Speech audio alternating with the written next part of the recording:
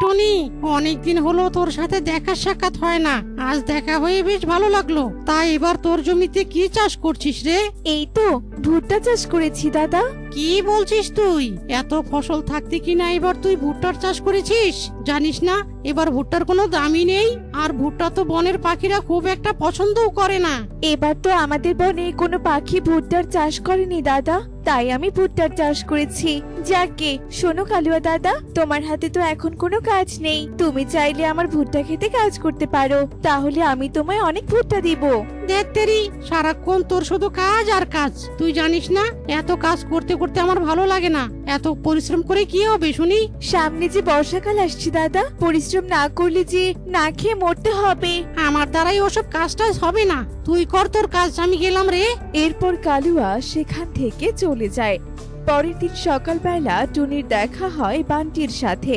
শোনো বান্টি দাদা, তুমি বরং কিছুদিন আমার ভুট্টা খেতে কাজ করো, তাহলে আমি তোমায় আমার ক্ষেতের কিছু ভুট্টা দিব।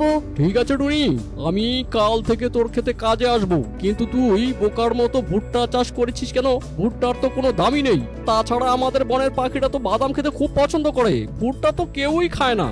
এবার তো কেউ ভুট্টা চাষ করেনি দাদা, তাই আমি চাষ করলাম, দেখি না কি হয়। সে যাই হোক, আমি তবে আজ আসি দাদা, আমার অনেক কাজ পড়ে আছে। যাই গিয়ে মিঠু দাদার সাথে কথা বলি, যদি মিঠু দাদাও কাজ করতে রাজি হয়ে যায় তাহলে সবাই মিলে একসাথে পরিশ্রম করব, আর ফসল হলে সবাই মিলে ভাগ করে নেব। এরপর টুনি মিঠুর কাছে আসে। মিঠু দাদা, কবুতর দাদা তো আমার খেতে কাজ করতে রাজি হয়ে গেছে। এখন বলো তো, তুমি আমার জমিতে কাজ করছো তো? ফ্রিতে আমি কারো কাজ করতে পারবো না টনি। না না মিঠু দাদা, তোমায় ফ্রিতে কেন কাজ করাবো? অবশ্যই তুমি তোমার পরিশ্রমের পারিশ্রমিক পাবে। আমার ফসল ঘরে তোলার আগেই তোমাকে আর বান্টি দাদাকে ভাগ করে দিব। আরে বাহ, তাহলে তো আর কোনো কথাই নেই। ঠিক আছে রে টনি, আমি কাল সকাল সকাল তোর ভুট্টা খেতে চলে আসবো।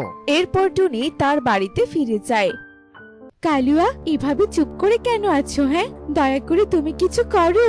বান্টি আর মিঠু যদি টুনির জমিতে কাজ করে তাহলে তো টুনির ফসল ভালো হবে, আর ওই টুনি ধনী হয়ে যাবে। তা তো আমি কিছুতেই হতে দিতে পারি না। আমার মাথায় একটা বুদ্ধি এসেছে সুন্দরী। আমাদের ওই বান্টি আর মিঠুকে লোভ দেখাতে হবে, যাতে ওরা টুনির সাথে কাজ না করে আমাদের সাথে কাজ করে। তাহলে আর দেরি কেন কালুয়া, যাও যাও তাড়াতাড়ি ওদের লোভ দেখাও, তা না হলে ওরা টুনির খেতে কাজ করতে চলে যাবে। এরপর কালুয়া আর এক মুহূর্ত দেরি না করে মিঠুর কাছে চলে আসে। মিঠু, আমি শুনেছি তুই নাকি ওই টুনির জমিতে গিয়ে কাজ করবি। হ্যাঁ কালুয়া, তুই ঠিকই শুনেছিস। শুধু আমি আর কবুতর টুনির জমিতে কাজ করব, বিনিময়ে টুনি আমাদের ওদের ফসলের ভাগ দেবে।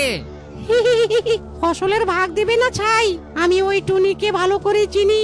যখন ওর ফসল ভালো হবে তখন ও তোদের পরিশ্রমের কথা ভুলে যাবে আর ঝাঁটা পেটা করে তাড়িয়ে দিবে তোদের। ও মা, তাই নাকি রে কালুয়া? এ তো বেশ সাংঘাতিক কথা। এবার তবে আমি কি করব? শোন তবে, নদীর পাড়ে আমার একটা বিশাল ক্ষেত আছে। আমি ভাবছি ওই ক্ষেতে বাদাম চাষ করব। আমরা সবাই মিলে পরিশ্রম করব, আর ভালো ফসল হলে আমি তোদের অর্ধেক ফসল দেব। এবার বল, তুই কি আমার জমিতে কাজ করবি? যেহেতু তোর জমিতে কাজ করলে আমি বেশি ফসল পাবো, তাই আমি নিশ্চয়ই কাজ করব। কাল থেকে আমি তোমার জমিতে যাব। এরপর কালুয়া বান্টির বাড়িতে আসে। শোন বান্টি, শুনলাম তুই এবার টুনির জমিতে কাজ করবি। তুই কি পাগল হলি নাকি বলতো? টুনির ভুট্টার তো দামই হবে না, আর ও তোকে ফসলের ভাগ দিবে সেটা তুই ভাবলি কি করে? শোন, তুই বরং আমার জমিতে কাজ কর, আমি তোকে ফসলের অর্ধেক ভাগ দেব। মিঠুকেও বলে রেখেছি, ও বলেছে কাল থেকে আমার জমিতে কাজ করবে। কি বলছো কি? ফসলের অর্ধেক ভাগ দেবে মানে? তাহলে তো ভালোই হয়। ঠিক আছে, কাল থেকে আমি তোমার খেতে কাজ করতে যাব। এভাবেই সেই দিনটি কেটে যায়। পরের দিন সকালবেলা, এই নাও মিঠু, এই এক ঝুড়ি বাদামের দানা তুমি জমিতে রোপণ করে দাও। দেখো, আবার বাদামের দানা পেয়ে চুরি করে খেয়ে নিও না। এগুলো কিন্তু বীজ বাদাম, চুরি করে খেলে পটি হতে চাইবে না, এই বলে দিলাম। ঠিক মতো জমিতে রোপণ করতে পারবে তো? তুমি চিন্তা করো না সুন্দরী, আমি সব কাজ জানি। যখন আমি ছোট ছিলাম আমার বাবা আমায় চাষাবাদের সব কাজ শিখিয়েছে।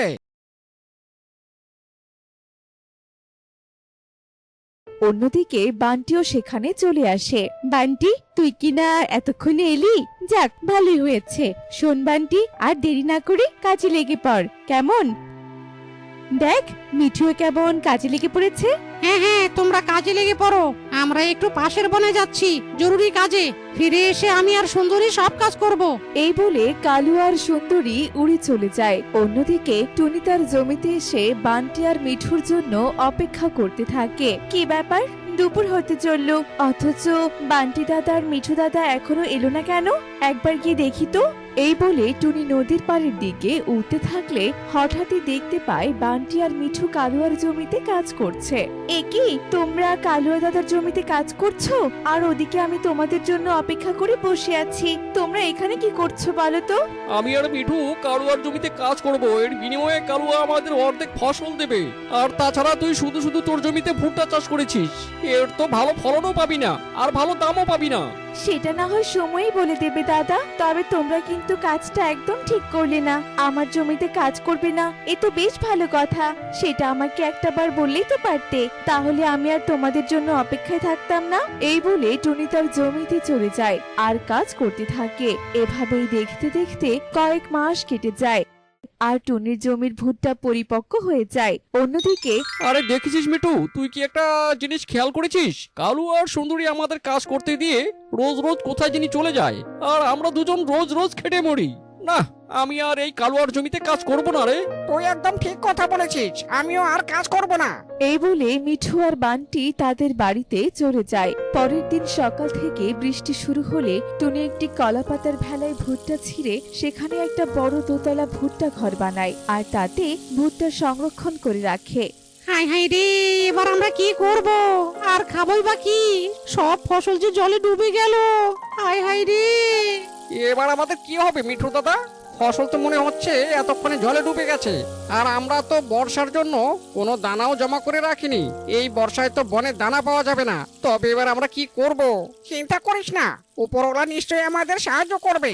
এভাবেই 7 দিন কেটে যায়। বনে বন্যা দেখা দেয়। বন্যায় তো অনেক পাখির ঘর ভেঙে গেছে, আর এবার তো পাখিরা ফসল ঘরে তোলার আগেই বন্যা হলো। না না, আমায় এভাবে বসে থাকলে চলবে না। পাখিদের খাবার আর আশ্রয় দিয়ে সাহায্য করতে হবে। এদিকে বান্টি আর মিঠু তাদের ঘর হারিয়ে নিঃস্ব হয়ে গাছের ডালে বসে আছে। বান্টি দাদা, মিঠু দাদা, তোমরা এসো, আমার ভুট্টা ঘরে এসো। এই ভুট্টা ঘরে তোমাদের থাকা খাওয়ার কোনো অভাব হবে না। এসো এসো। সেদিন আমরা তোর জমিতে কাজ করলে আজ আর আমাদের এই দিন দেখতে হতো না রে টুনি। আমাদের তুই ক্ষমা করে দিস। হ্যাঁ টনি, আমরা অন্যায় করেছি, আমাদের তুই ক্ষমা করে দিস। বিপদের সময় এসব কথা বাদ দাও তো দাদা। এখন আমাদের সবাইকে একসাথে সাবধানে থাকতে হবে। এই বলে টুনি তার ভুট্টা ঘর নিয়ে সামনের দিকে এগোতে দেখে চিল তার দিকে তেড়ে আসছে। সে তো ভীষণ ভয় পেয়ে যায়। টুনি, শুনলাম তোর কাছে নাকি অনেক ভুট্টা আছে। আমি তোকে 50টা স্বর্ণ মুদ্রা দিচ্ছি। দয়া করে তুই আমাদের ভুট্টা দিয়ে সাহায্য কর টুনি। বনের সব ফসল যে ডুবে গেছে, এখন না খেয়ে মরার থেকে ভুট্টা খেয়ে বেঁচে থাকা অনেক ভালো।